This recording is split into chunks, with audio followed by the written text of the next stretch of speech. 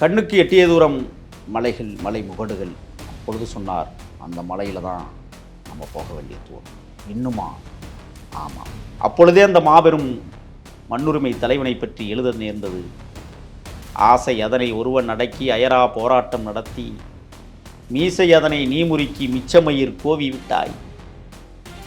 சிரித்த முகத்தோடு என்னை விரித்த கோணியதில் விரைவாய் அமரச் சொன்னாய்.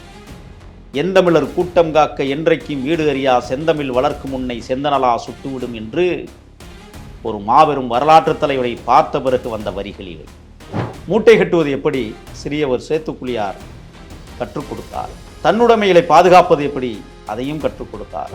குரல் விட்டு பேசுகிற வலிமை இழந்தவரோ என்று நினைத்தேன். இல்லை இல்லை, அஸ்கியில் பேசுவதுதான் அங்கே அஸ்திவாரம். ஒரு இடத்தில் நின்று மீண்டும் இவர்கள் ஒரு கல்லை எடுத்து இன்னொரு பாறை மீது ஓங்கி அடித்தார்கள். தடதடவன சத்தம் இன்னொரு பக்கம் இருந்து அதேபோல் கல்லை எடுத்து அடிக்கிற சத்தம் கேட்டது. அந்து விட்டோம்.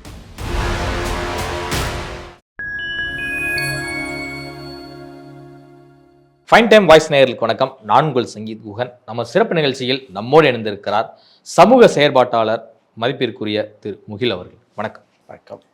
வீரப்படை பற்றி தொடர்ந்து பல விஷயங்கள் பொதுவெளியில் பேசிட்டு இருக்கீங்க. நீங்கள் அவரை சந்தித்த அந்த முதல் தருணம் எப்படி இருந்தது? சென்னை பெசன்ட் நகர் ஒரு தனியார் உணவகத்தில் தலைமறைவாக பணி செய்து கொண்டிருந்த காலம். பெரும் மதிப்பிற்குரிய அன்றைய நடிகரும் இன்றைக்கு தலைவருமான விஜய் அவர்கள் அந்த உணவகத்தை திறந்து வைத்தார். பேருந்து நிலையத்திற்கு பக்கத்திலே பாலாஜி பவன்.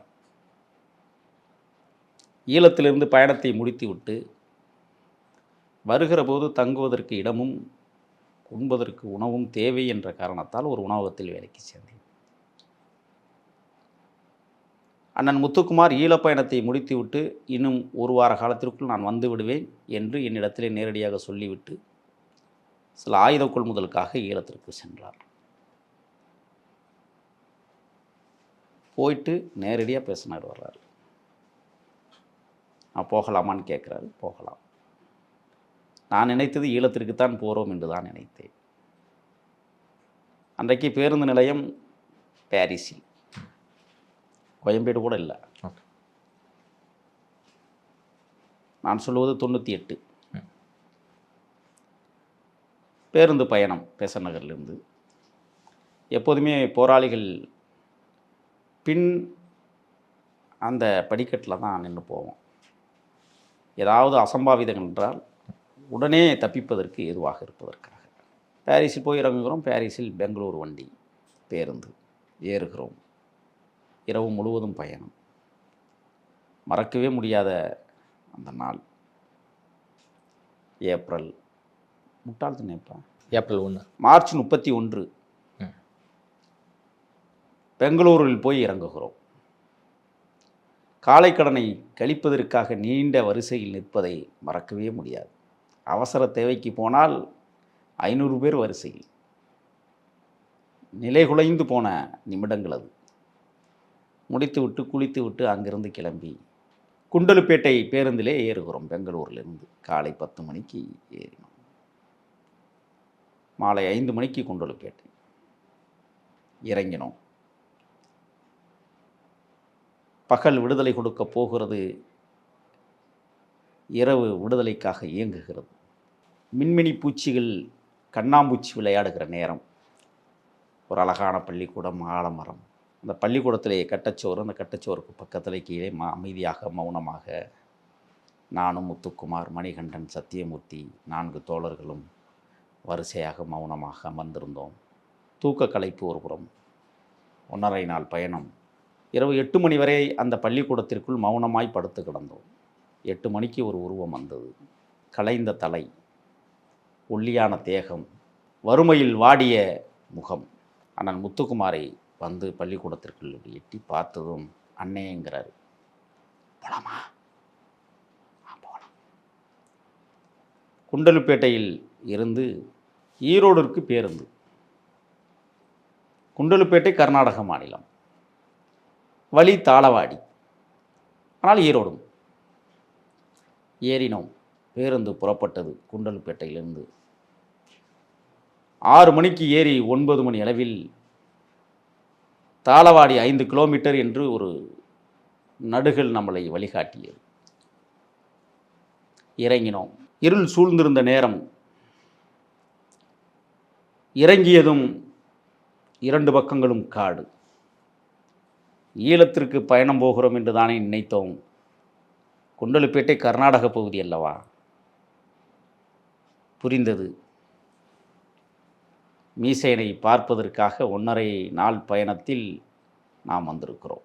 குண்டலுப்பேட்டையில் இறங்கி தாளவாடி பேருந்தில் ஏறி கல்மண்டிபுரம் இடத்துல இறங்கி கால்நடையாக ஒரு 5 கிலோமீட்டர் நடந்தோம். மணி இரவு 11. அந்த கிழவனின் வீட்டில் கட்டிலில் உட்கார வைத்தார். ஆங்காங்கே ஒரு சில நாய்கள் குரைத்தது. மக்கள் நடமாட்டம் மௌனமானது. கேழ்வரகு களியும் கொள்ளு குழம்பும் கொண்டு வந்து கொடுத்தார்கள். புதிய அனுபவம். சாப்பிட்டேன்.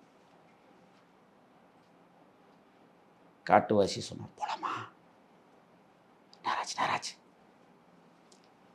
குரல் விட்டு பேசுகிற வலிமை இழந்தவரோ என்று நினைத்தேன். இல்லை இல்லை, அஸ்கியில் பேசுவதுதான் அங்கே அஸ்திவாரம். நடந்தோம், கால்நடையாக நடந்தோம், காடுகளில் நடந்தோம், வயற்காடுகளில் நடந்தோம். காட்டின் எல்லையை தொடுவதற்கே இரவு 1 மணியாகி போனது. ஒரு அழகான பலாமரம். பனி பெய்து கொண்டிருந்தது. குளிர் ஒரு பக்கம். படுத்தோம், உறக்கம் இல்லை. ஆனால் களைப்பு இருந்தது. ஒரு 3 மணி இருக்கும். வந்து பார்த்தால் நட்சத்திரங்கள் தெரியுது. ஆனால் பனி கொட்டுகிறது. எழுந்தோம். போகலாமா என்று அஸ்கியிலே பேசினார். போவோம். காட்டின் எல்லையிலிருந்து புறப்பட்டோம். காட்டிற்குள் நடந்தோம். கற்கள் கால்களை முத்தமிடும், முற்கள் முதுகுகளை முத்தமிடும். இருபக்கமும் உன்னிமுள் செடிகள் எம்மை பதம் பார்த்தது. காதுகளில் கிழித்தது. தோளிலே ஒரு பை கிடந்தது. தன்னுடைமைகள். இடுப்பிலே ஒரு ரைஃபிள் இருந்தது. கையிலே புலிகள் இயக்கத்தில் கட்டப்படுகிற சயனடி குப்பியை கட்டியிருந்தேன். கடிப்பதற்கு இலக்கு இங்குதான். நடந்தோம். 5 மணி இருக்கும். 3 மணி காட்டிற்குள் புறப்படுகிற போதே ஆங்காங்கே கரிச்சான் குருவிகளின் சத்தம், மின்மினி பூச்சிகளின் ரீங்காரம். இது ஒரு மென்மைத்துவம். மலைமுகடுகளை முத்தமிட்டு வெண்ணிலவு விடைபெற காத்திருந்த நேரம். ஒரு பாறை, அற்புதமான பாறை. பாறையின் மேலே கரடிகள் எச்சம். கொஞ்சம் பயமாகத்தான் இருந்தது. இருந்தாலும் துப்பாக்கிகள் கையில் இருப்பதால் ஒரு பக்கம் தைரியம். அந்த கல்லின் மேலே கற்களை எடுத்து அடுக்கி வைத்திருந்தார்கள். காட்டுவாசி எட்டி அதை உதைந்தார். சடசடவென சரிந்தது. அமர்ந்தோம். போலாமா? இன்னுமா போகணும்? ஆமாம், போங்க. நடந்தோம். 1 மணி நேரம். 6 மணி. சூரியன் பூமிக்கிலிருந்து பிறந்து வந்ததைப் போல ஒரு எழுச்சி. மலை முகடுகளின் மேலே கண்கொள்ளா காட்சி. நட்சத்திரங்கள் மறைந்தது. சூரியன் வெளிப்பட்டது. சூரியனில் முகம் நாம் பார்ப்பதா, நம்மை சூரியன் முகம் பார்க்கிறதா என்கிற தருணம். மீண்டும் ஒரு இடத்தில் போய் அமர்ந்தோம். அங்கும் கல் அடுக்கி வைக்கப்பட்டிருந்தது. மீண்டும் அதை எட்டி உதைந்தார். புதிய அனுபவ சத்தம். என்ன என்று கேட்டேன். மான் கத்துவதைப் போல கத்த வேண்டும். ஏன்? எதிர்குரல் வரும். சமிஞ்சையில் சங்கமித்தது. போலாமான்னு கேட்டார். போகணுமான்னு கேட்டேன். கண்கள் சோர்ந்தது, கால்கள் தளர்ந்தது. இருந்தாலும் நடந்தோம். ஒரு 3 கல் தொலைவு. அடர்ந்த வனப்பகுதி. தாளவாடி. காட்டுப்பகுதி, சமதளக்காடு தான், நடப்பதற்கே அரிது. கண்ணுக்கு எட்டிய தூரம் மலைகள், மலை முகடுகள். அப்பொழுது சொன்னார், அந்த மலையில் தான் நம்ம போக வேண்டிய தூரம். இன்னுமா? ஆமாம். நடந்தோம். ஒரு இடத்தில் ஒரு செடியை ஒடித்து ஒரு பாறையின் மீது போட்டிருந்தது. இவரும் பதிலுக்கு அந்த ஒரு செடியை ஒடித்து அதிலே வைத்துவிட்டு கடந்தார். போகிறோம். போனால் ஒரு சிறிய பள்ளம், தண்ணீர் இருந்தது. தாகம் தீர்த்தோம். பல்துலக்குவதற்கு பற்பசைகளும் பல்துளைக்கும் இருந்தது. ஆனால் ஒரு ஆசை, வேப்பங்குச்சி கிடைக்காதா? கேட்டேன். காடுகளுக்குள் வேப்ப மரம் இல்லை. ஓ. பல்துளைக்கியை வைத்து விலக்கிவிட்டு துப்புகிற போது சொன்னார்கள், கட்டாந்தரையில் துப்பி விடாதை, காட்டி கொடுத்து விடும் என்றார்கள். பிறகு எப்படி துப்புவது? பூனையைப் போல நோண்ட வேண்டும், எச்சிலை துப்பி மூட வேண்டும். ஓ, புதிய அனுபவம். பல்லை துலக்கி விட்டு மீண்டும் நடக்க ஆரம்பித்தோம். தண்ணீர் குடித்து விட்டு 1 மணி நேர பயணம். 8 மணி. அடர்ந்த புதறு. நெளிந்து குனிந்து வளைந்து உள்ளே நுழைகிற போது சற்று சிரமம்தான். அங்கு இருந்து ஒரு சத்தம். மீண்டும் எதிர் திசையிலிருந்து அதே போல் ஒரு சத்தம். நெருங்கினோம் என்று உணர்ந்தேன். 2 உருவம் அப்படி இலைகளை தள்ளிவிட்டு எட்டி பார்த்தது. கம்பீரமான மீசை, பருத்த உடல், யாருக்கும் அஞ்சாத அந்த பார்வை. பக்கத்தில் நின்றவர் சிவப்பு நிறம், பல் எத்தினார் போல் ஒரு உருவம். பார்த்தேன். வணக்கம் சொன்னார்கள். வணக்கம் என்றேன். நல்லா இருக்கிறீங்களான்னு கேட்டார். நல்லா இருக்கிறேன்னு சொன்னேன். முத்துக்குமாரன்ட்ட கேட்குறேன், யார் அப்படின்னு கேட்டேன். சேத்துக்குழி கோவிந்தன், அவர் சந்திரன். ஓ, அப்போ இது வீரப்புறார் இல்லையா? இல்லை. மீண்டும் நடக்க ஆரம்பித்தோம். 1/2 மணி நேர நடைப்பயணம். அடர்ந்த புதருக்குள் கடந்து போய் ஒரு இடத்தில் நின்று மீண்டும் இவர்கள் ஒரு கல்லை எடுத்து இன்னொரு பாறையின் மீது ஓங்கி அடித்தார்கள். தடதடவன சத்தம். இன்னொரு பக்கம் இருந்து அதேபோல் கல்லை எடுத்து அடிக்கிற சத்தம் கேட்டது. வந்துவிட்டோம். ஒரு அடர்ந்த மூங்கில் தொப்பை காடு உள்ளே புகுந்தோம். 3 நாட்களுக்கு முன்புதான் யானைகள் இங்கே முகாமிட்டிருந்து எச்சத்தை போட்டிருக்கிறது என்றார்கள். லத்தி லத்தியாய் அதனுடைய எச்சங்கள் கிடந்தது. ஓ, யானைகள் வாழுகிற இடத்திற்கு வந்திருக்கிறோம். ஆனால் புலியும் இங்கே இருக்கிறதை உணராமல் உள்ளே நுழைந்தேன்.